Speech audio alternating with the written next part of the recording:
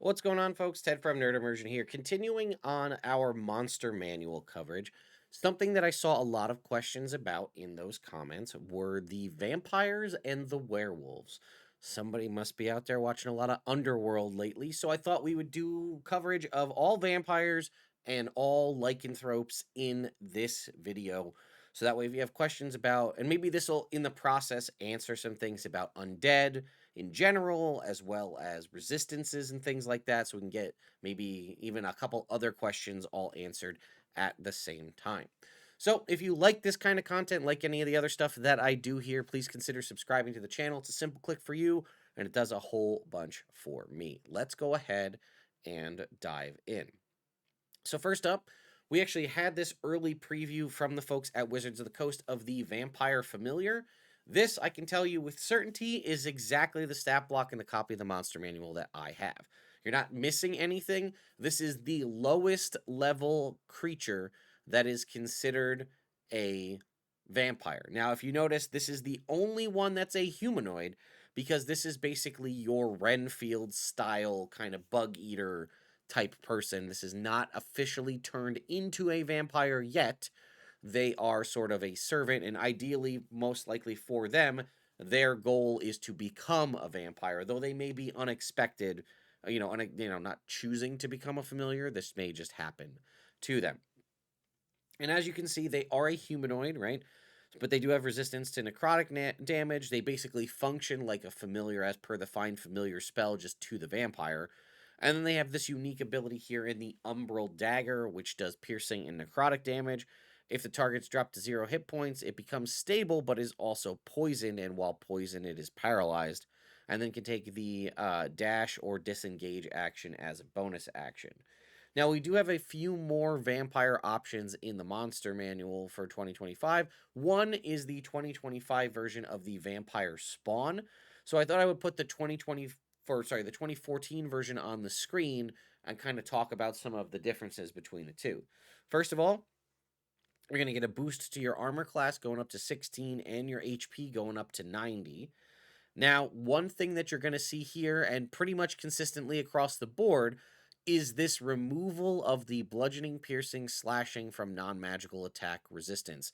This basically does not exist anywhere in the 2024/2025 Monster Manual. We had a lot of creatures that had resistance to non-magical attacks, like non-magical bludgeoning, piercing, slashing, which again, usually around level 5 or so, if not earlier, most marshals find themselves getting access to some form of a magical weapon in one way or another, and therefore negates that resistance. There are some creatures that do have resistance to bludgeoning, piercing, slashing, but it's just all bludgeoning, piercing, slashing, not just from, non-magical attacks. So now, our vampire spawn in 2025 just has resistance to necrotic damage. It still has spider climb. It does not have regeneration, however, anymore. It previously had this. It does still have the vampire weaknesses in Forbiddance. It has the 20 acid damage still for running water. It still has the incapacitation from Stake Through the Heart. And Sunlight hypersensitivity is now just called Sunlight, because it says vampire weaknesses and it lists just Sunlight. It is still 20 radiant damage at the start of its turn, and while in Sunlight, it has disadvantage on attack rolls and ability checks. So one of the separations here is the Vampire Spawn, again, does not have regeneration of any kind. They do have multi-attack, 2 claws. Actually, it has now 2 claws and a bite. Previously here in 2014, it could make 2 attacks, 1 claw and 1 bite. They can now make 2 claws and a bite, so an extra attack basically added here. The damage is the same for the claw attack. And then it does have, if the target's medium or smaller, it is grappled. Previously here, as you can see, the claw attack in 2014 was they can forego the damage to grapple. In 2024, it is the damage and auto grapple. As far as the bite attack, it is a Constitution saving throw now. It is not a attack, so it is a Constitution saving throw, DC 14, on a creature that is grappled, incapacitated, or restrained. Does a D4 plus 3 piercing damage, so a little bit less on the piercing, but 3d6 necrotic, so a little bit more there. The target hit point maximum is reduced by the amount of necrotic damage taken, and the vampire regains hit points equal to that amount. It does not have. Oh, this is the other thing that you'll see in a lot of these. This vampire spawn listed here says the reduction lasts until the target finishes a long rest. The target dies if this effect reduces it to 0 or its hit point maximums to 0. There is nothing in here that states that this reduction lasts until it finishes a long rest. I'd have to check if there's terminology in the player's handbook, perhaps, that says like hit point reductions are reset on a long rest. It does not have that listed in the vampire spawn's bite.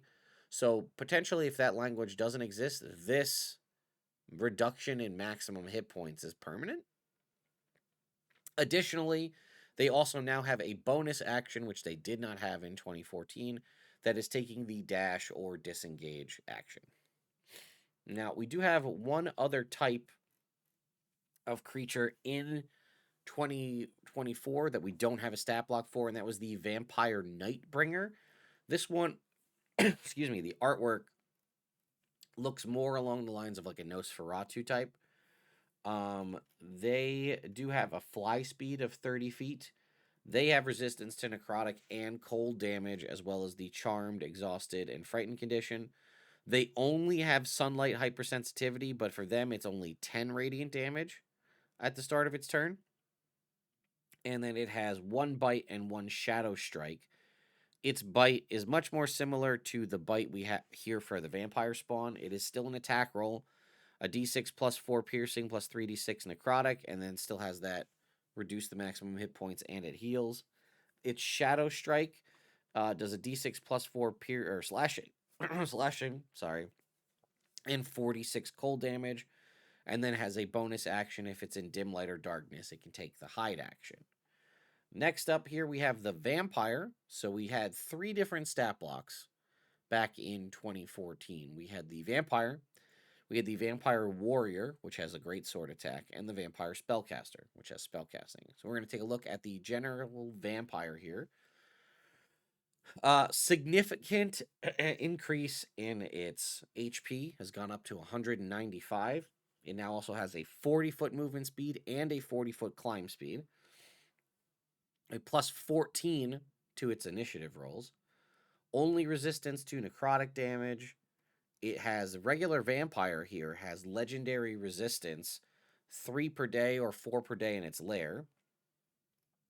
Still has Misty Escape, which looks to be largely the same across the board. Still has Spider Climb.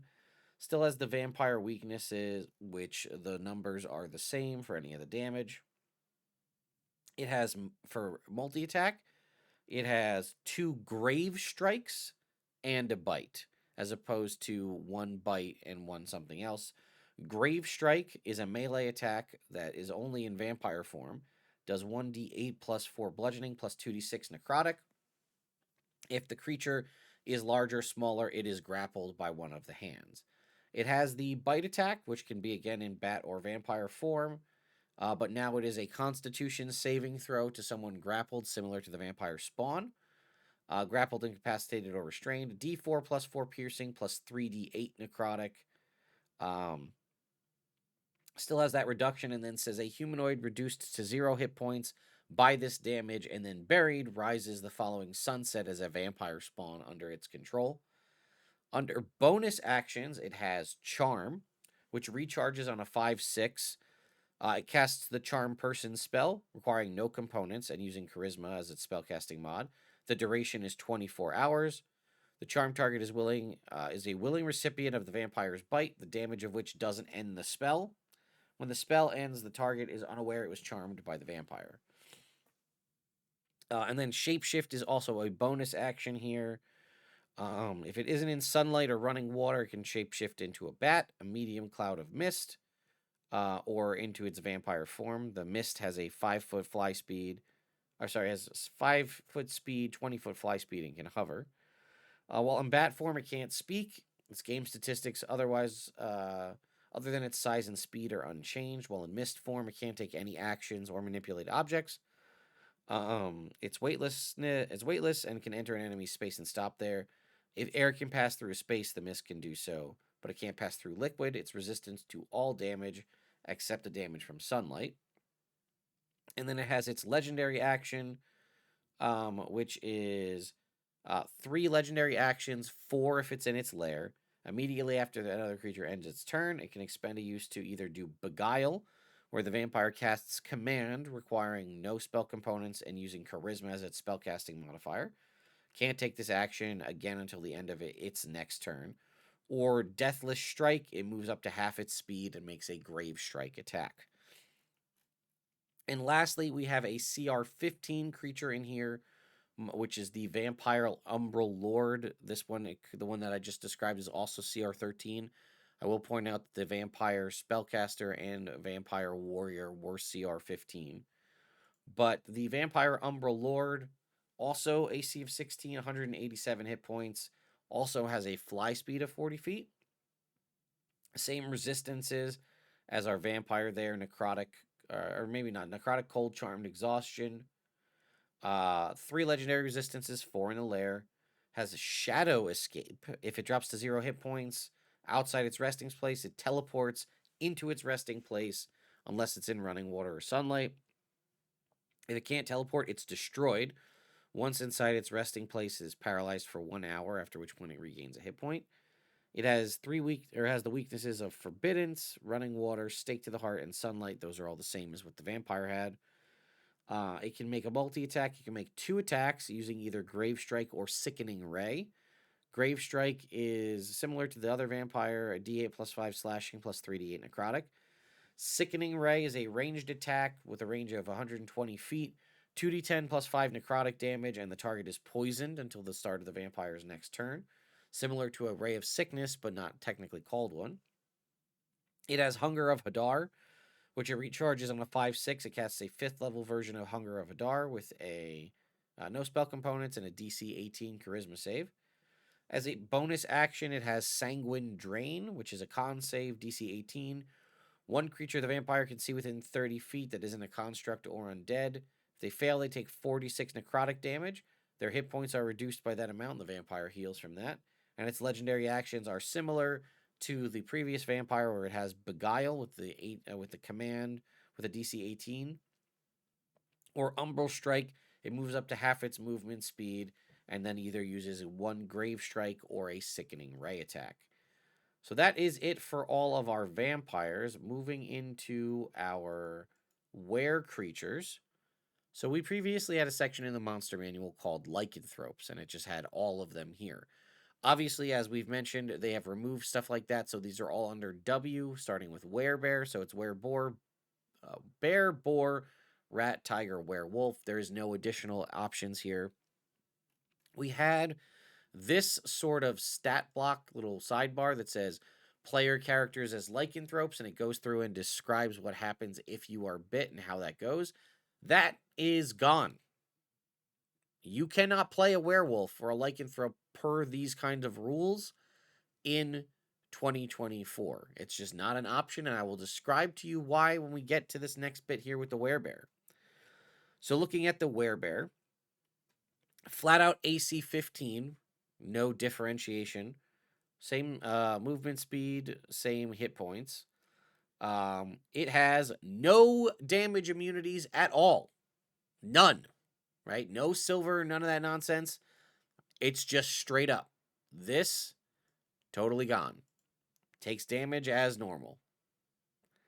It does have dark vision out to 60 feet, though. It has expertise in perception, no longer has keen smell. It has multi-attack. It makes 2 attacks using a hand axe or a rend attack in any combination. It can replace 1 attack with a bite.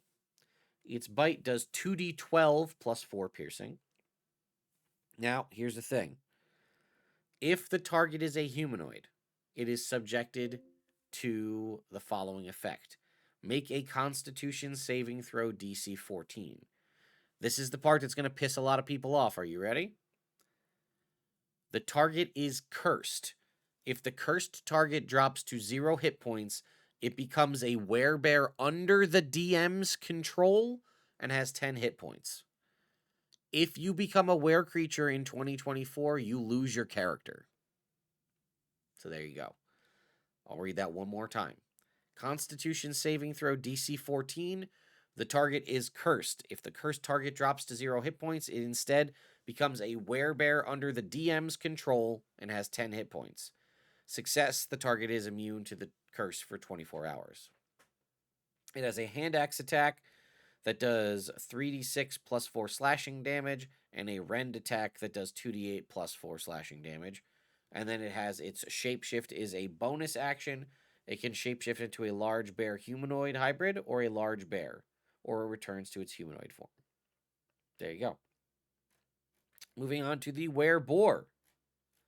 You're going to see, I'm not even going to bother with the bite because it's the same for all of them. They're all going to fail. If you fail the save and you go down to 0 hit points, you become a were creature of a given type under the DM's control with 10 hit points. The were-boar, 15 AC, 97 hit points. Again, no resistances, all that's gone. It has it can make 2 attacks using a javelin or tusk in any combination. It has a gore attack in boar or hybrid form that does 2d8 plus 3 piercing. And then the gore attack is the one that will also apply the curse. It has a javelin attack that does 3d6 plus 3 piercing, and its tusk attack does 2d6 plus 3 piercing. If the target's medium or smaller and the were-boar moved plus 20 or more feet towards it, before attacking, it just takes an extra 2d6 piercing damage and is knocked prone. And then it can shapeshift as a bonus action. Were-rat, 13 AC, 30-foot climb speed. Again, it has its bite attack, 2d4 plus 3 piercing. Again, fail the DC 11 saving throw, go to 0 hit points, all that stuff.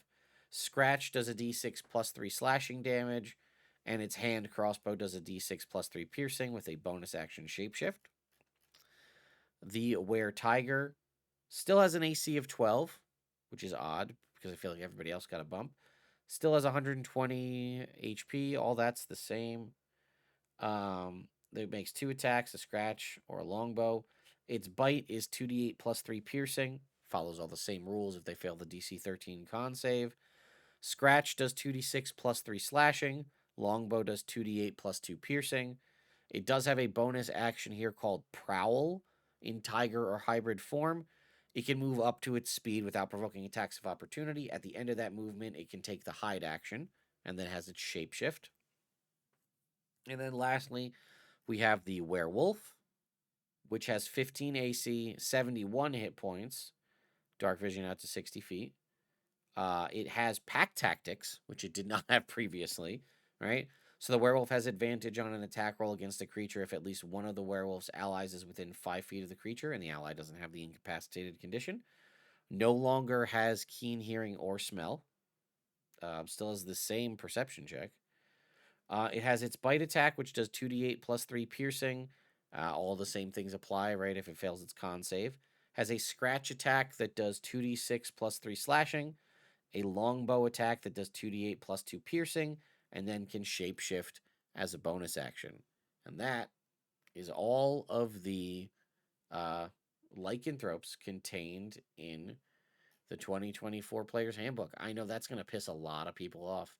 A lot of people really like to play werewolves because it sets your scores at certain things and lets you do all this, and you got all the cool resistances. Well, werewolves, you can kill them just as easy with a regular bullet as you could with a silver bullet.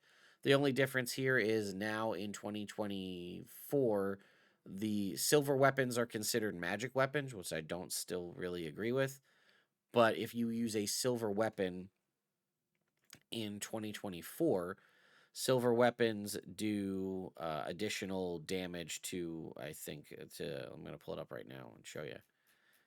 If we were to use a silver weapon, here it is. Silver weapon, an alchemical process has bonded silver to this magic weapon. When you score a critical hit against a creature that is shapeshifted, it deals 1 additional die.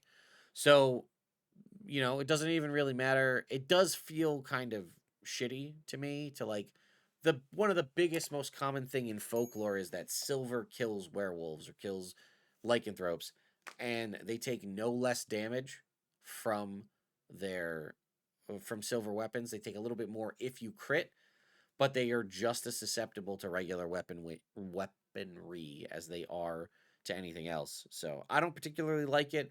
I also think it's kind of a cop out answer for the lycanthropes. A lot of people like to go through the process of trying to become a werewolf or a werebear or were-tiger or whatever. And now the only way for you to do that is if you are cursed and you go to 0 hit points, you also just lose your character sheet.